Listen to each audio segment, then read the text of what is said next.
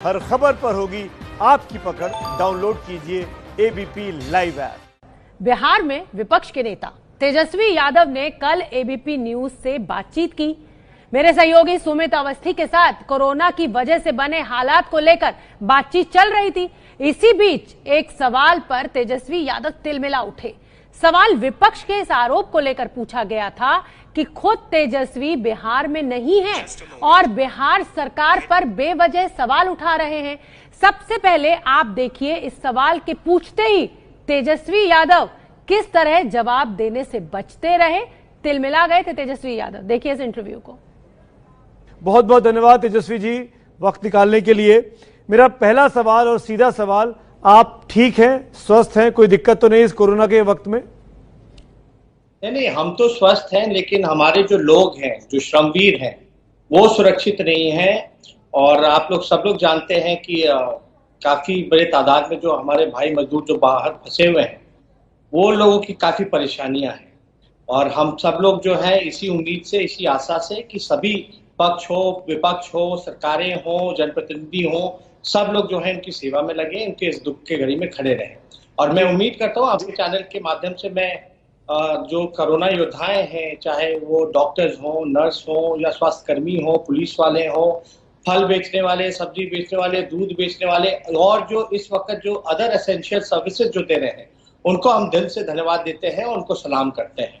लेकिन तेजस्वी जी, मैं आपके ट्वीट्स देख रहा हूं और आप लगातार हमला कर रहे हैं कि बिहार के मुख्यमंत्री नीतीश कुमार ठीक काम नहीं कर रहे। नीतीश कुमार तो वही कर रहे थे जो देश के प्रधानमंत्री ने अपील की कि जब लॉकडाउन है तो आदमी जहां है वहां रुका रहे, मत हिले वहां से, वरना बीमारी और संक्रमण फैल सकता है। आप क्यों लगातार उन पर दबाव बना रहे थे कि लेके आइए, लोगों को लेके आइए? देखिए सुमित जी, मैं आपको कहना चाहूंगा कि हम लोगों ने सरकार का शुरू दिन से ही सहयोग किया है। हम लोगों का बजट सेशन भी चल रहा था, हम लोगों ने उसको जो है हम लोगों ने स्थगित किया, ताकि जो है सभी लोगों में संदेश जाए कि बिहार विधानसभा भी नहीं चल रहा और सब लोग जो है लॉकडाउन का पालन करें। आपने देखा होगा, ये कोई राजनीति की बात नहीं है, लेकिन ये एक जायज सवाल जरूर खड़ा होता है। जब उत्तराखंड में फंसे यात्रियों को अगर गुजरात सरकार जो लेके आती है, या यूपी सरकार कोटा में फंसे हुए छात्रों को लेकर के आती है, तो क्या दो नीति चलेगी इस देश में, दो कानून चलेगा? तो हम तो ये पूछेंगे ना कि अगर जब लॉकडाउन है तो या तो गलती यूपी सरकार की है या तो हाँ, तो आपने ये कहा ही नहीं तेजस्वी भाई, आपने ये कहा ही नहीं कि यूपी सरकार गलती कर रही है, आपने ये कहा ही नहीं कि गुजरात सरकार गलती कर रही है। आप तो लगातार ये साबित करते रहे कि नीतीश कुमार बिहारी लोगों को लेकर संवेदनहीन है। अब आप बताइए, मैं आपको बोलना चाहूंगा कि ठीक है, लेकिन आज आपने कर्नाटका सरकार का देखा होगा, उन्होंने ट्रेनें कैंसिल कर दी। इसलिए कर दी क्योंकि उन पे बिल्डरों का दबाव था। यानी बिहार के लोग जो है उनको खाने का ठिकाना नहीं है, रहने का ठिकाना नहीं है, मकान मालिक तंग कर रहे हैं, और वो मतलब काम पे काम करे, गाली भी खाए, और एक तरह से प्रचार भी किया जाता है जो बिहारी जो है वो बीमारी लेकर के आ रहा है। तो ये कहीं ना कहीं से दोहरी नीति हो रही है कि नहीं हो रही है? तेजस्वी जी, बॉम्बे से, नासिक से जो लोग छत्तीसगढ़ पहुंचे हैं परसों, उनमें से 14 लोग माफ करेगा, पॉजिटिव निकल आए हैं।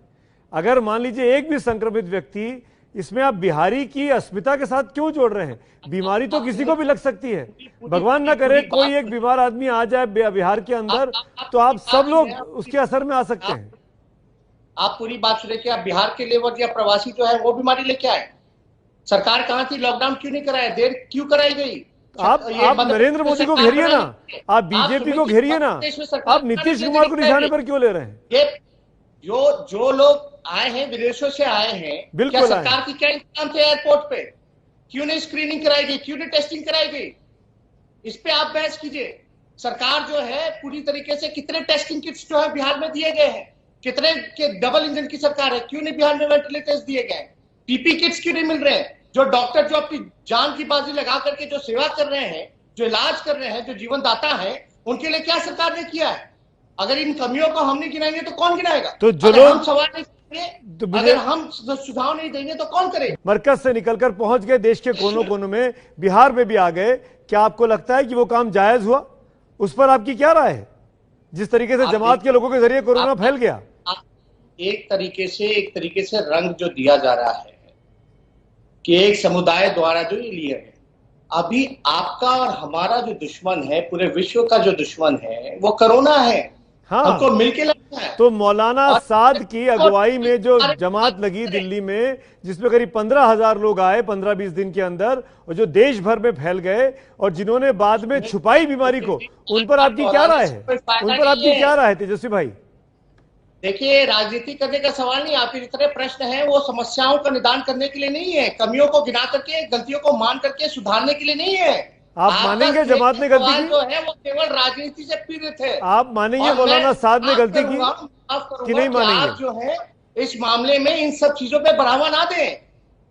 सही में अगर सम्मान देना है डॉक्टरों को तो हेलीकॉप्टर से फूल दे करके नहीं, बरसाने से नहीं होगा।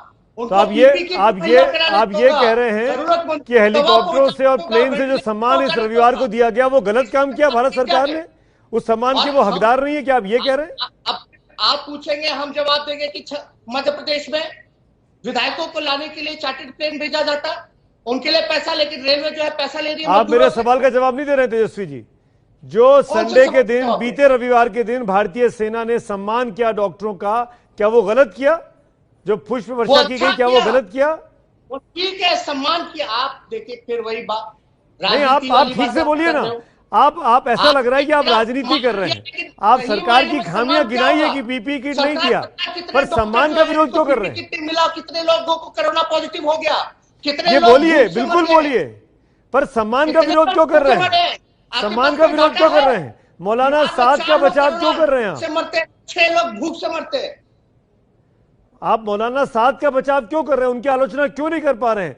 वो अब तक पुलिस की गिरफ्त से बाहर हैं। कौम को जिम्मेदार नहीं ठहरा सकते।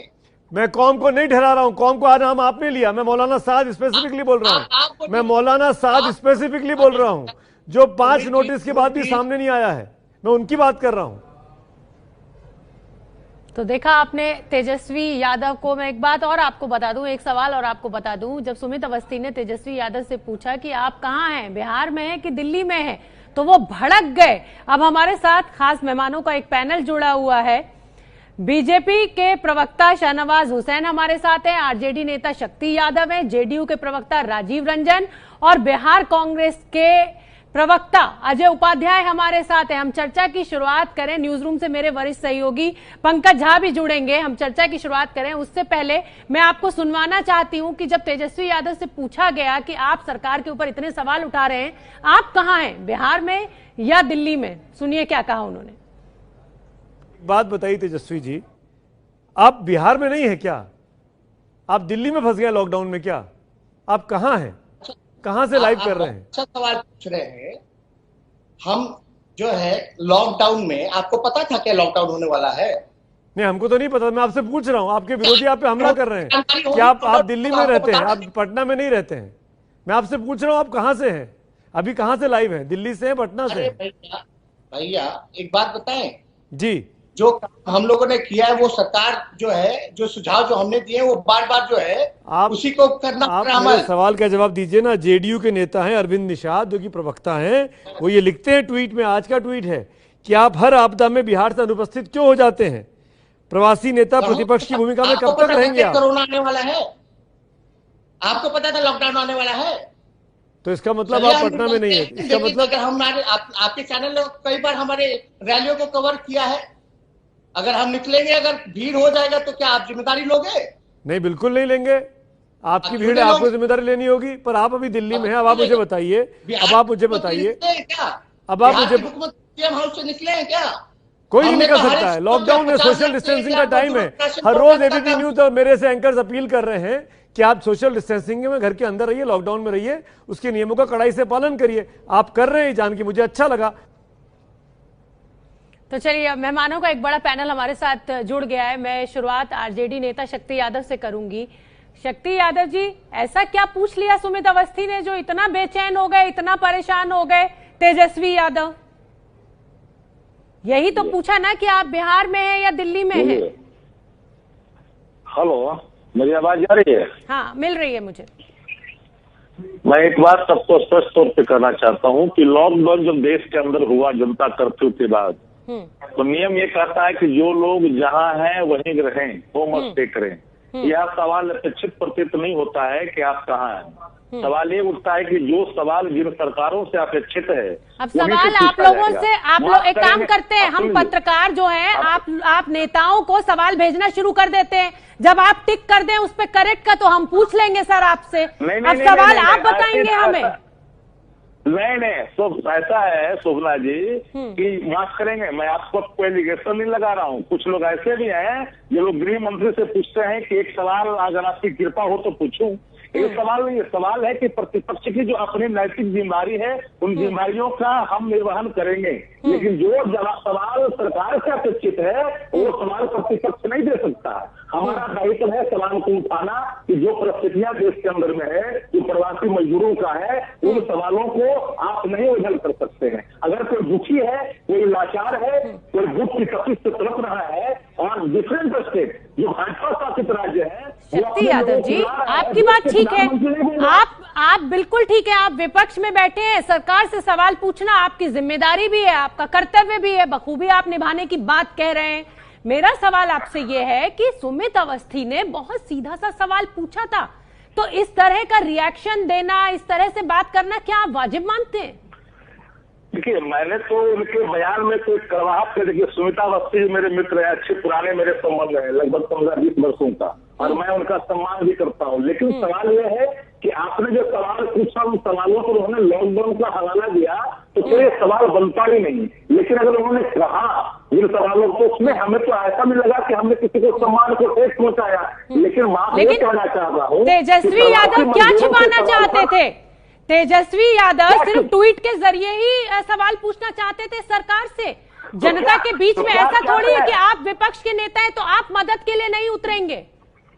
बात तो तब होती ना जब सरकार के साथ कंधे से कंधा मिलाकर आप विपक्ष के नेता के हैसियत से सुनिए, अगर आपने सवाल किया तो सुनना। विपक्ष के नेता के हैसियत से हम लोगों ने डिफरेंट स्टेट में तेजस्वी यादव जी ने लोगों से अपील करके सहयोग किया, उसमें सरकार सही रही। हमारे मेडिकल जितने भी स्टाफ से जो काम करने वाले लोग हैं उनको प्रोत्साहित किया, सरकार को हमने सहयोग किया बंदे के। लेकिन सवाल है कि जो चीजें सामने आज लोग भूख की तकलीफ से मर रहा है, कचरा क्या रहा है बिहारी मजदूरों को लोग, क्या मेरी नजर ठीक है शक्ति यादव, मैंने आपका पक्ष सुन लिया, लेकिन मेरी नजर में आप सरकार पर लगातार दबाव बना रहे थे। आपको ये चिंता ही नहीं है कि चाहे मजदूरों के जरिए गांव-गांव तक कोरोना ना फैल जाए। मेरे साथ अब जुड़े हुए हैं शहनवाज हुसैन, बीजेपी के नेता।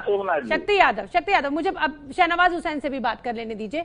शहनवाज हुसैन, जिस तरह से तेजस्वी यादव ने कल जवाब दिया वो अचानक तिलमिला उठे। आप नेताओं का इस तरह का रिएक्शन क्यों होता है जब पत्रकार आपसे सवाल पूछते हैं? आपकी पसंद का सवाल पूछे तो अच्छा पत्रकार, आपको ना पसंद आए वो सवाल तो पत्रकार खराब या बिका हुआ। देखिए शोभना जी, सारे पत्रकार और सारे नेता एक जैसे नहीं है।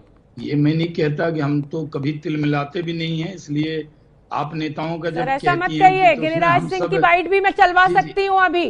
सुमित अवस्थी के साथ ही इंटरव्यू था, वो उठ के चले गए थे और मैं बोलना नहीं चाहती, गाली देते हुए उठे थे। जी शोभना जी, मैं कह रहा हूँ कि मैं तो हरदम संयम से बोलता हूँ। मेरे विरोधी भी अगर टेलीविजन डिबेट में खराब भी बोलते हैं तो मैं उनके जवाब में खराब नहीं बोलता हूँ। बात है सुमित जी ने जो सवाल उठाया, वो सवाल ये है, अगर तेजस्वी यादव दिल्ली में हैं, क्योंकि तेजस्वी यादव जी ने बयान दिया कि नीतीश कुमार जी एक अन्य मार्ग में क्यों हैं, बाहर क्यों नहीं निकल रहे हैं, तो विपक्ष के नेता के तौर पर जब ये सवाल उठाया तो सुमित जी ने क्या अपराध किया? एक ही बात तो पूछा, आप कहाँ हैं? जैसे मैं दिल्ली में हूँ, कोई भी बिहार का सांसद जो लॉकडाउन के बाद दिल्ली में रह गया वो दिल्ली में है। तेजस्वी यादव जी को छुपाने को क्या दिक्कत थी? कह देते मैं दिल्ली में हूँ, लेकिन वो ये बताना नहीं चाहते थे। आज के दौर में आप सिक्योरिटी कवर्ड हैं, आपके बारे में तो पता ही लगेगा आप कहाँ हैं, कौन व्यक्ति कहाँ है, वो पता लग ही जाता है। तो सुमित जी ने कौन सा गुनाह कर लिया? एक ही बात तो पूछा। जहां तक मजदूरों का सवाल है, सारे मजदूर अपनी अपनी जगह रुके हैं, चाहे नेता हो वो भी रुके हुए हैं।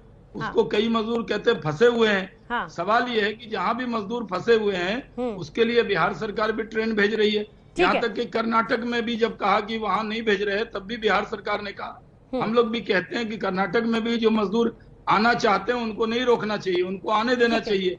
और इस पर कोई विवाद नहीं है। एक लाइन अगर पूछा तो क्या गुनाह कर दिया? ठीक है, जेडीयू के प्रवक्ता राजीव रंजन भी मेरे साथ जुड़े हुए हैं। राजीव रंजन जी, आपका ये कहना कि तेजस्वी यादव हर आपदा के समय बिहार में नहीं रहते हैं, लेकिन वो एक जिम्मेदार विपक्ष की भूमिका में तो जरूर नजर आए हमें पिछले दिनों। उन्होंने ये तक कहा कि हम 50 ट्रेनों का किराया हम देंगे, अगर आप मजदूरों को लेकर आते हैं तो मदद हम करेंगे। तो फिर ये सवाल क्यों बार बार पूछा जा रहा है कि तेजस्वी यादव, ये क्यों कहा जा रहा है कि बिहार में नहीं रहते आपदा के समय? क्या सियासत आपकी तरफ से नहीं हो रही है? देखिए, सबसे पहली बात तो ये है कि बिहार को ये फख्र हासिल है कि बिहार को नीतीश कुमार जी का नेतृत्व मिला है। इन 15 वर्षों में कुशवाहा बांध 2006 में एक त्रासदी हुई थी और वो बहुत ही विकट परिस्थिति थी, और उससे लेकर आज तक जितने भी बाढ़ सुखाड़ से लेकर के आज ये कोरोना का जो ये महासंकट है, उन्होंने बराबर एक विजनरी लीडर के तौर पर कार्य किया। अफरा तफरी की बात करने के बजाय व्यवस्थित प्रबंधन का मार्ग उन्होंने चुना, और 2 बड़े फैसले इस देश में हुए उनकी मार्ग पर, चाहे वो केंद्र के गाइडलाइंस का सवाल हो या स्पेशल ट्रेन को लाए जाने का सवाल हो। और इन दोनों ही फैसलों से एक राज्य से दूसरे राज्य तक जाने वाले लोगों की मुश्किलें काफी आसान हो रही है। अब एक बात मैं कहना चाहूंगा, तेजस्वी जी का जो गिल्ट है, तेजस्वी जी सही अर्थों में कभी मुश्किल वक्त में बिहार में नहीं होते।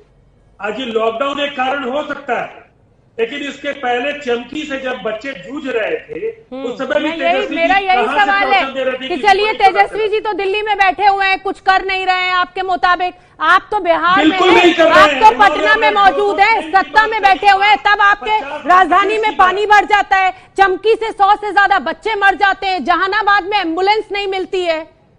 सवाल तो आपसे भी होगा ना राजीव रंजन जी। देश के किसी भी राज्य में कठिनाइयां होती हैं।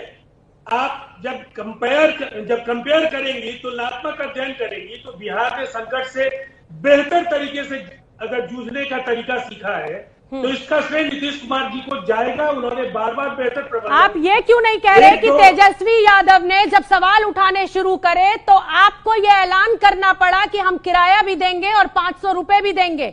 इसको आप ऐसे क्यों नहीं ले रहे? आप भ्रम की शिकार हैं। ठीक है, हमारा उत्तरदायित्व तो तेजस्वी यादव के सवालों का जवाब देना नहीं है।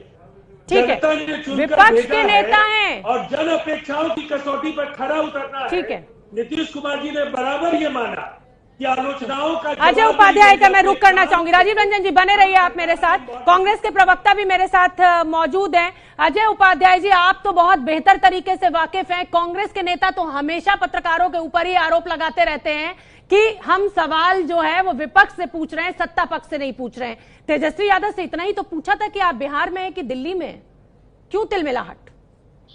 शोभना जी, पहली बात तो कांग्रेस कभी भी पत्रकारों पर आरोप नहीं लगाती है।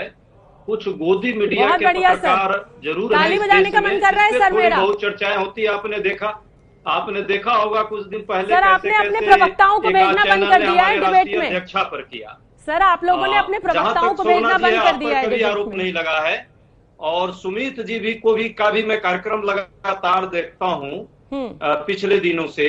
वो बहुत ही प्रयास करते हैं कि बैलेंस संतुलित होकर चले। कल का जो भी कार्यक्रम है, जो मैंने देखा, अभी आपने दिखाया अपने स्क्रीन पर, मजदूरों के मुद्दों को लेकर के जो चिंताएं थी आपस में, और आजकल स्काइप पे बहुत सारे कार्यक्रम चल रहे हैं, तो क्वेश्चन आंसर में भी कई बार कंफ्यूजन हो जाते हैं।